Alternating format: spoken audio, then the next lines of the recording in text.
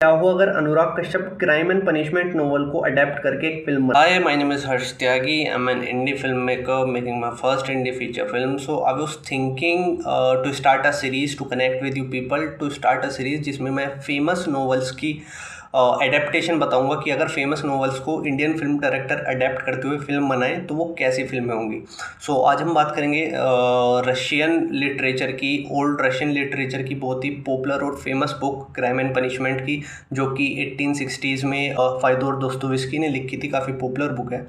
तो अगर उसे अडेप्ट करते हुए अनुराग कश्यप इंडिया में सेट करते हुए, पेस्ट करते हुए फिल्म बनाएंगे तो उसकी क्या स्टोरी होगी, उसी के बारे में आज हम बात करेंगे।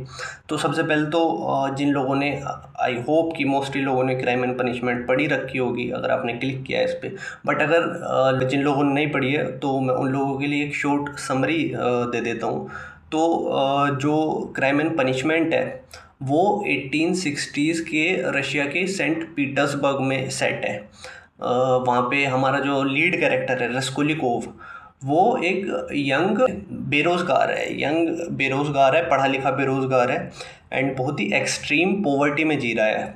वो जॉब नहीं है उसके पास, पैसे नहीं है उसके पास खाने के लिए। उसने जहाँ पे वो रहता है, जिस छोटे से रूम में, पीजी रूम में वो रहता है, एक तो वो इतना छोटा है कि दरवाज़ा, बेड को सरकाना पड़ता है दरवाज़ा खोलने के लिए, और उसने कई महीने से रूम का किराया नहीं दिया है। तो मतलब बहुत ज़्यादा हालत ख़राब है उसकी, बहुत ज़्यादा पॉवर्टी में जी रहा है। उसे उसकी माँ का एक ख़त मिलता है, जिस खत में उसकी माँ जो है वो बताती है कि उसकी बहन जो है दुनिया, वो अग्री कर गई है एक उससे उम्र में काफ़ी ज़्यादा बड़े रिच वेल्दी इंसान से शादी करने के लिए।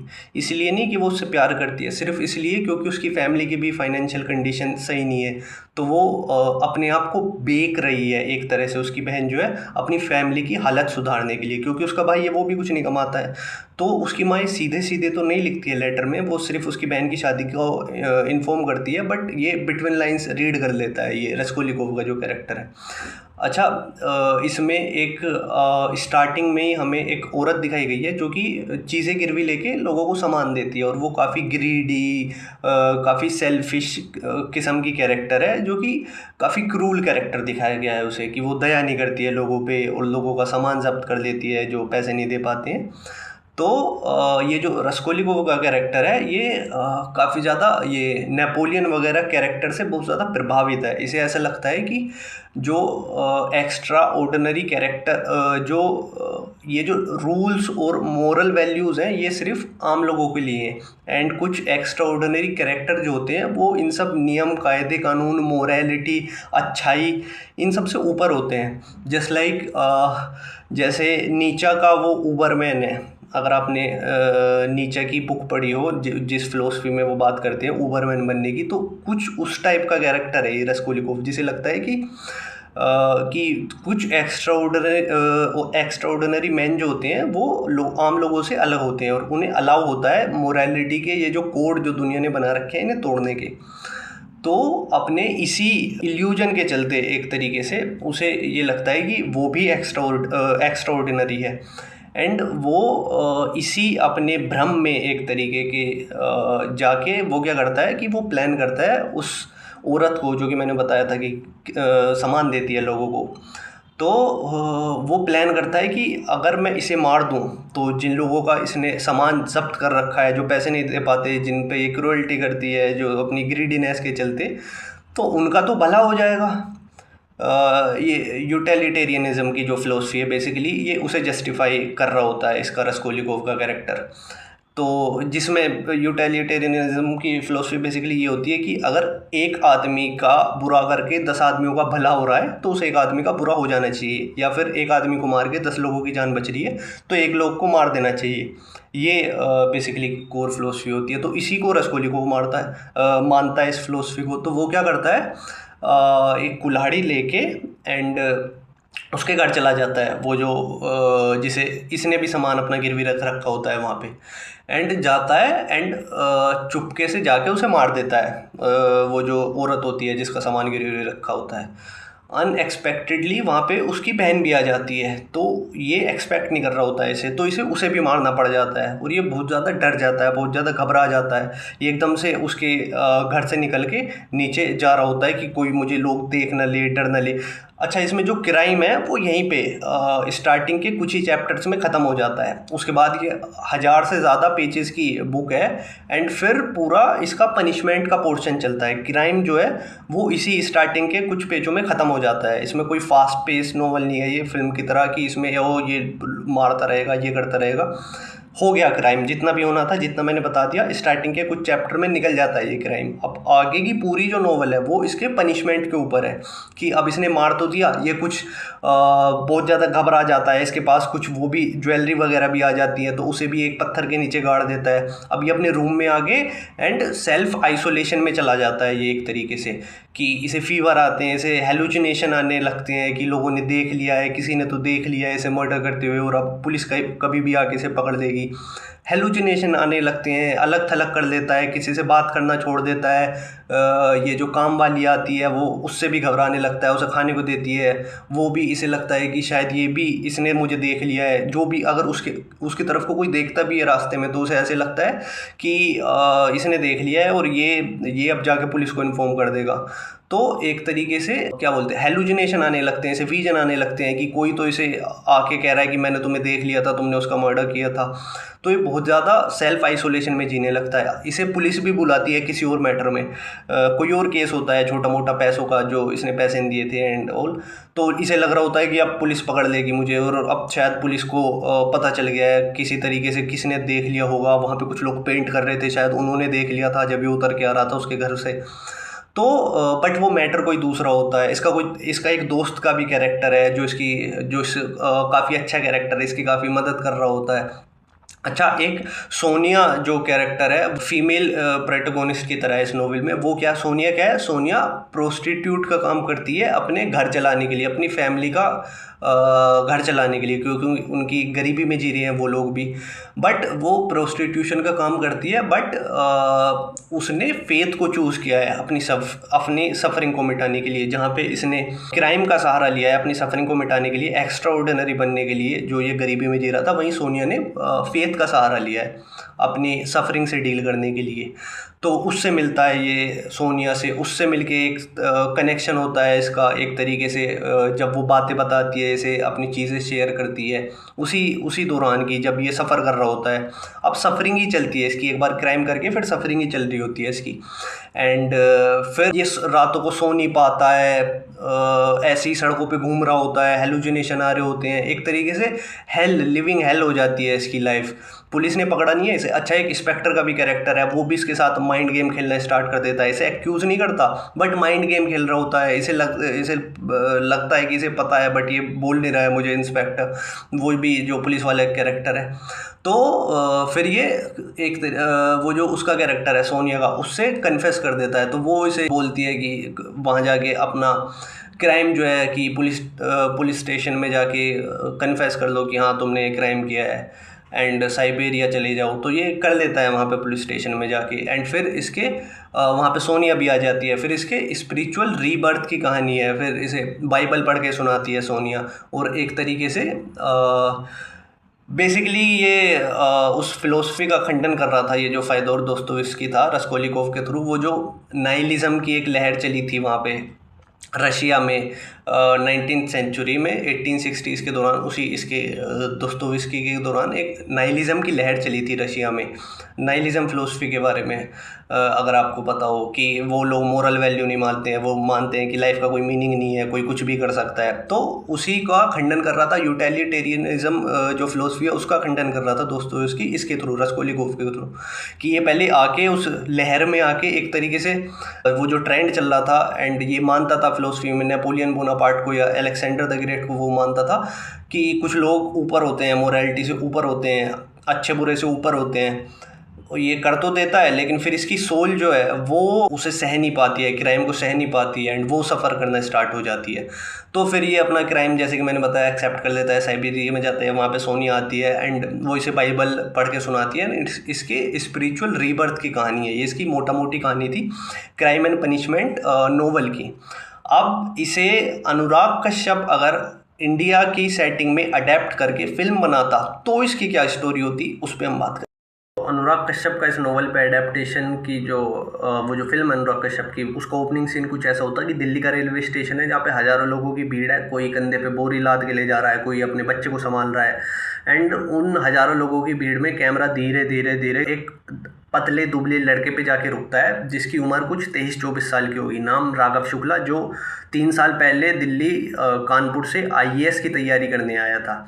और वो जो सपना है अब आईएएस बनने का वो तो कहीं पीछे छूट गया है। एंड अभी बस ये काम ढूंढ रहा है यहाँ पे दिल्ली में, ना इसे काम मिल रहा है, ना इसका वो जो आईएएस का सपना था वो तो पीछे छूट ही गया है। तो ये वहाँ से निकल के ऑटो वाले के पास जाता है कि भैया मुखर्जी नगर। तो वो ऑटो वाला जो है इसे ऊपर से नीचे देखता है, अकेले हो, बुकिंग पे 300 रुपये लगेंगे। तो ये राघव शॉक्ड हो जाता, 300 रुपये, मैं मेट्रो से चला जाऊँगा। तो फिर से एक बार इसे ऑटो वाला ऊपर से नीचे देखता, लग ही रहा था मेट्रो से ही जाओ। तो ये अपना वॉलेट निकालता है, उसमें चेक करता है, एक आधार कार्ड है, पासपोर्ट है और कुछ 40 से 45 रुपये पड़े हुए हैं, इसके 10-10 के सिक्के पड़े हुए हैं। तो ये मेट्रो लेते हुए वहाँ पे अपने जो इसका पीजी रूम है जहाँ ये मुखर्जी नगर में रहता है, ये जब मुखर्जी नगर में उतरता है पहुँचता है तो सबसे पहले तो वहाँ हर दीवार पे next IAS, best coaching of Delhi Mukherjee Nagar, हर दीवार पे सपना देख रही है आईएएस बनाने का। वहाँ पे हर दूसरा लड़का जो है उसकी आंखों में सपना है आईएएस बनने का, हर तीसरे लड़के की हाथ में सिगरेट है और हर चौथे लड़के के फेस पे निराशा है कि फेलियर है, निराशा है, वो कुछ कर नहीं पा रहा है, वो करने तो आईएएस की तैयारी आया था लेकिन कुछ हो नहीं रहा है वहाँ पे। तो इन सबको एक तरीके से देखता देखता देखता अपने रूम तक जाता है ये जो राघव शुक्ला कैरेक्टर है। ये 308 नंबर रूम में एक पीजी में रहता है वहाँ पे। तो ये वहाँ पे पहुँचता है, छोटा सा रूम है इसका, जो बेड और दरवाजे एक साथ नहीं खुलते, कुछ इस टाइप का रूम है। तो वहाँ पे ये पहुँचता है तो फ़ोन में एक इसका जो रूममेट है चिंटू यादव, वो उल्टा पड़ा हुआ सो रहा है और उसका फ़ोन में अभी भी वीडियो चल रहा है, मोटिवेशनल वीडियो देख रहा है वो। ये जो मोटिवेशनल स्पीकर है ना कोई भी, कि करने से होता है, कंसिस्टेंसी इज़ द की, हार नहीं माननी है, जब तक आप हार नहीं मानोगे आप हार नहीं सकते हो। तो कुछ इस टाइप की मोटिवेशनल वीडियो चल रही है, ये उसके फ़ोन में उस वीडियो को बंद करता है। तो वो एकदम से जाग जाता है कि भाई क्या रहा, मिली नौकरी, कि हाँ सीईओ बन गए हैं। एक तरह से टोंट मारता है ये राघव शुक्ला जो होता है उस पर। तो एकदम से इन्हें लैंडलेडी के फुट स्टेप्स की आवाज़ आती है। वो पहले से वहाँ पे इनके दीवार पे चिपका गई होती है कि रूम रेंट ड्यू है, पिछले 2 महीने से रूम का किराया नहीं भरा है तुमने। तो वो आगे नहीं झाड़ती है कि तुम रूम का किराया नहीं दे रहे हो, मैं बाहर निकाल के फेंक दूंगी तुम्हें। तो ये कहता है कि प्लीज़ प्लीज़ आंटी 2 दिन और दे दो। ये जो चिंटू कैरेक्टर ये मनाता है कि हम 2 दिन में आपका किराया दे देंगे। तो वो चली जाती है। बहरहाल 1-2 घंटे बाद रात को तकरीबन 8-8:30 बजे इसकी माँ का इस पर वीडियो कॉल आता है जिसमें वो उससे पूछती है कि बेटा क्या खाया। तो पहले तो ये इधर उधर देखता है रूम में, फिर बोल देता है कि राजमा चावल। ये अपनी माँ से बताना नहीं चाह रहा है, इसकी हालत इतनी दयनीय है, इतनी बुरी हालत है। बट ये इसकी फैमिली को जब इसे सपोर्ट करना चाहिए कि उन्होंने जैसे तैसे इसे पढ़ाया और यहाँ पर कोचिंग करने भेजा था, अब इसकी माँ जो है वो जैसे तैसे करके अब भी इसे 1-2 हज़ार रुपये भेज देती है। कभी कभी देरी हो जाती है जो वो अभी भेज नहीं पाई है, बट जबकि इसे खुद इस एज में अपनी फैमिली को पैसे देने चाहिए, ये उनसे अभी भी ले रहा है कि बीच बीच में पैसे आते रहते हैं, इसकी माँ भेजती रहती है। तो इसे शर्म आती है अपने ऊपर, तो ये बता नहीं पाता है। जैसे अभी इसने खाना नहीं खाया, इसके पैसे खर्च हो गए हैं जो इसकी माँ ने भेजे थे, तो ये मांग भी नहीं पाता है। ऐसी कंडीशन है इसकी, इतनी बुरी कंडीशन में जी रहा है।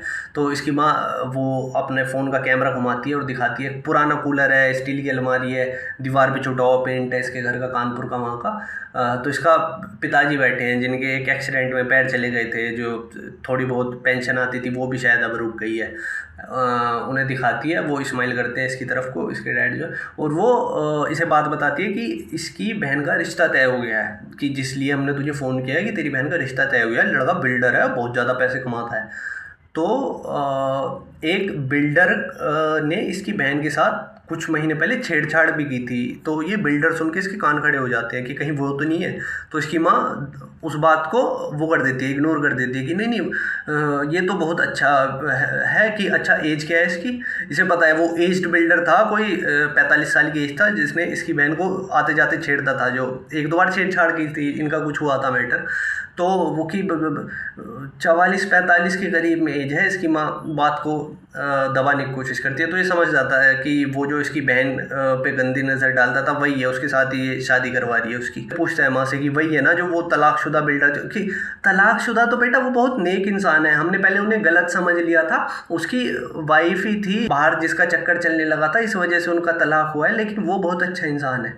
तो उसकी माँ बात दबाने की कोशिश कर रही है, बट ये समझ जाता है कि तो पहले तो ये पूछता है कि वो मान गई अपनी बहन को, इसे यकीन नहीं होता कि इसकी बहन ने हाँ कर दी है, लेकिन इसकी माँ कहती है कि हाँ उसने तो हाँ कर दी है। तो ये समझ जाता है कि इसकी बहन ने फैमिली की फाइनेंशियल कंडीशन देखते हुए, फैमिली की फाइनेंशियल कंडीशन सुधारने के लिए ही हाँ करी है। मैं आगे फ़ोन काट देता है। इसकी माँ फिर फ़ोन करने की कोशिश करती है, ये फ़ोन नहीं उठाता है और ये सड़कों पे ऐसे ही निकल जाता है टहलने के लिए। 9-9:30 बजे है रात के तकरीबन, और ये सड़क पे, दिल्ली सड़कों में बिना डेस्टिनेशन के ऐसे ही निकल गया है। तो निकल के एक वहाँ पे चाय की टपरी पहुँचता है एंड वहाँ पे जाके बैठ जाता है ऐसे ही। तो वो चाय की टपरी वाला कहता है कि भैया चाय पियोगे? ये कहता है कि पैसे नहीं है मेरे पास। कि कोई नहीं भैया कल दे देना। वो फ्री में से चाय ऑफ़र कर देता है। ये चाय पीने लगता है और इसे वहाँ पे एक शकुंतला फाइनेंस करके एक औरत है वहीं चाय की टपरी के आसपास में कहीं पे, जो सामान गिरवी रख के बच्चों का या किसी का भी, और उन्हें पैसे उधार देती है। तो वहाँ पे कोई बच्चा होता है जो अपना लैपटॉप गिरवी रख रहा होता है, उसे 5,000 रुपये देती है। वो कहता है कि सात नेगोशिएट कर रहा होता है कि प्लीज़ 7,000 की ज़रूरत है मुझे। तो वो कहती है लैपटॉप की कंडीशन देखी है, मैं 5,000 दे रही हूँ, जो 7,000 देता हूँ उससे ले ले। तो बहुत ही क्रूल किस्म का इंट्रोडक्शन होता है उस शकुंतला देवी का, वो जो कैरेक्टर है, कि वो तरस नहीं करती है, कि बच्चों पर रहम भी नहीं खाती है। तो वो उसे देख रहा है, उसे ऑब्जर्व कर रहा है। तो उसे याद आता है कि उसने भी अपना लैपटॉप इसी को गिरवी रखा हुआ है, राघव ने भी। तो याद आता है कि उसके जो भी इंपॉर्टेंट फ़ोटोज़ हैं, डॉक्यूमेंट्स हैं, सब उसके उसी के लैपटॉप में थे जो इसने गिरवी रख दिए थे। तो ये उसके पास चला जाता है शकुंतला देवी के। तो वो कहती है कि कितने पैसे चाहिए? कि पैसे नहीं, लैपटॉप चाहिए। कि पैसे लाए हो? ये कहता है कि पैसे तो नहीं है। तो कहती है वो कि लैपटॉप भी नहीं है, इसे भगा देती है वहाँ से। तो मतलब भगा रही होती है, ये वहाँ पे खड़ा है कि कोई आदमी आता है अपनी बीवी के जेवरात गिरवी रखने। उसकी बच्ची हॉस्पिटल में होती है तो उसके लिए उसे पैसे की ज़रूरत होती है। तो कुछ जेवरात होते हैं, उन्हें गिरवी रख के उससे 20,000 रुपये लेता है। वो कहता है कि हमें 35,000 की ज़रूरत है, कि इनके इतने ही मिलेंगे जो तुझे, मतलब ये वो रो रहा होता है उसका कि मेरी बेटी के ऑपरेशन को इतने पैसे चाहिए। तो वो कहती है कि ये आंसू उन हॉस्पिटल वालों को दिखाना जो कि वो पैसे कम कर दें, इतनी ज्वेलरी में इतनी गिरवी दे सकती हूँ मैं तुझे पैसे। तो इसकी आंखों में एकदम से गुस्सा नहीं आता है, ये सनी देओल नहीं बन जाता है कि उसकी क्रूरटी देख के लैंडलेडी की। ये एकदम से इसके दिमाग में कैलकुलेशन आने लगती है, एक हंसी आने लगती है इसकी आंखों में, कि क्योंकि ये बेसिकली फ़िलोसफी पढ़ता हुआ आया है, ये नीचा को पढ़ता हुआ आया है, ये कार्ल मार्क्स को, ये जो वायलेंट टाइप की फ़िलोसफी होती है ना, कि मार दो, काट लो, लूट लो, उन फिलोसफर को पढ़ के बड़ा हुआ है। तो इसके दिमाग में एकदम कैलकुलेशन आने लगती है। ये मानता है यूटिलिटेरियनिज्म में कि अगर एक बंदे को मार के 10 लोगों का भला हो रहा है तो एक बंदे को मार देना चाहिए। तो एकदम से अच्छा, और इसके दिमाग में ये भी है कि ये एक्स्ट्रा ऑर्डिनरी है। ये खुद को मानता है कि ये नेपोलियन बोनापार्ट के जैसे, नेपोलियन था, अलेक्जेंडर था, तो ये उस कैटेगरी में आता है कि ये मोरालिटी से ऊपर है, राघव शुक्ला का जो कैरेक्टर है। तो एकदम से कुछ कैलकुलेशन आने लगती है इसके दिमाग में। ये एकदम से चीज़ें कैलकुलेट करके प्लान बना लेता है कि कल सुबह इसका काम कर दूंगा मैं। वो सुबह के 6 बजे जो चाकू होता है इसके वहाँ पे किचन में चाकू रखा होता है, वो चाकू लेके और इसके शकुंतला देवी के घर पे आ जाता है जब लोग उठे भी नहीं होते हैं। शकुंतला देवी के सुबह 6 बजे जाके डोरबेल बजा लेता है। वो डोरबेल खोलती है तो ये कहता है कि ये कुछ सामान लेके जाता है कि मुझे इसके बदले में पैसे चाहिए। तो वो इससे वो सामान लेती है एंड उसे देख के रखने जाती है पैसे निकालने के लिए। तब तक ये रूम का दरवाज़ा बंद करता है और चाकू निकाल के रेडी हो जाता है। जैसे ही वो आती है उसे ब्रूटली किल करता है, लाइक अनुराग कश्यप फिल्म की। उसे चाकू घुसता ही रहता है, एक सिंगल शॉट में उसके फिर खून निकल रहा है, उसे मार रहा है, घुसेड़ रहा है उसके। एकदम से ऐसे गुस्सा नहीं है, ये गुस्सा नहीं है, एकदम मज़ा ले लेके मार रहा है वहाँ पे। तो उसे मार रहा है। एकदम से इसकी बहन आ जाती है, ये ये एक्सपेक्ट नहीं कर रहा होता है, ये जो शकुंतला देवी उसकी कहीं से बहन आ जाती है, इसे उसे भी मारना पड़ता है। उसे मार तो देता है ये, लेकिन उससे तो एक्सपेक्ट नहीं किया था इसने। तो ये एक्सपेक्ट कर रहा था कि जब ये मार देगा उन्हें तो इसे खुशी मिलेगी कि इसने तो भला किया ना, इसने भला किया लोगों का। ये इतनी क्या बोलते, क्रूल लेडी थी, दया नहीं करती थी लोगों पे, उनका सामान जब्त कर लेती थी जब ज़रूरत के टाइम पे वो गिरवी रखते थे। तो इसे तो खुश होना चाहिए था ना कि इसने भला कर दिया। लेकिन उन्हें मार के एक अजीब सी बेचैनी शुरू हो जाए। ये पहले तो जैसे तैसे उतरता है, उतरते हुए वो चाय वाला अपनी चाय की दुकान खोल रहा होता है, तो वो इसे एक आंख से देख लेता है। तो इसे लगता है कि इसे शायद पता चल गया। वो जैसे तैसे भाग के अपने रूम में आता है, 308 रूम में, और वहाँ के लेट जाता है। वो घबरा रहा होता है।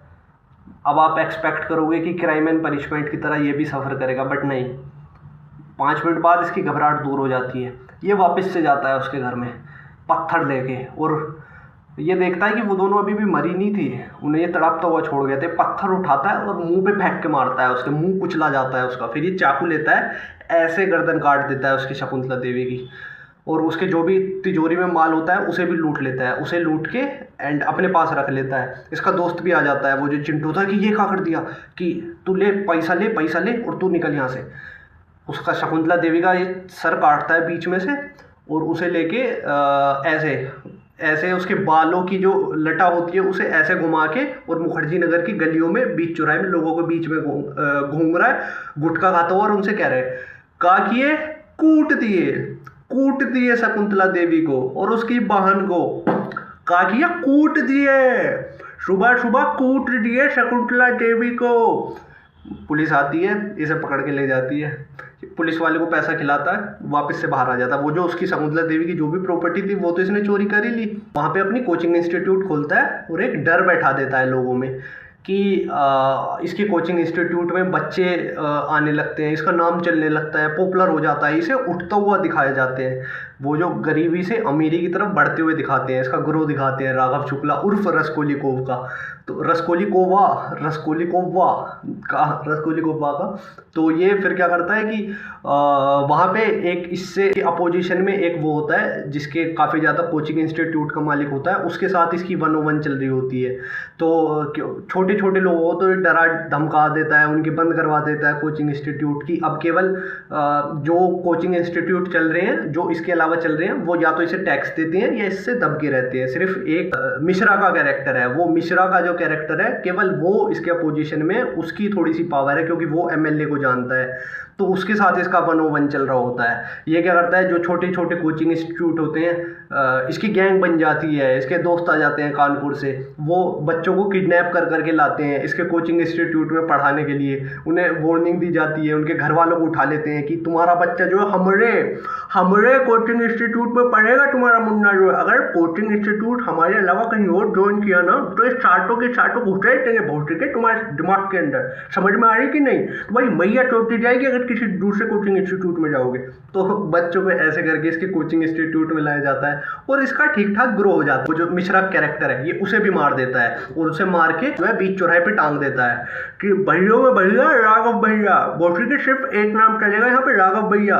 और इसका ग्रो होते हुए दिखाते हैं। फिर ये एक तरीके से इसी की नगरी बन जाती है, ये जो मुखर्जी नगर है इसकी क्या बोलते हैं इसे, राघव की।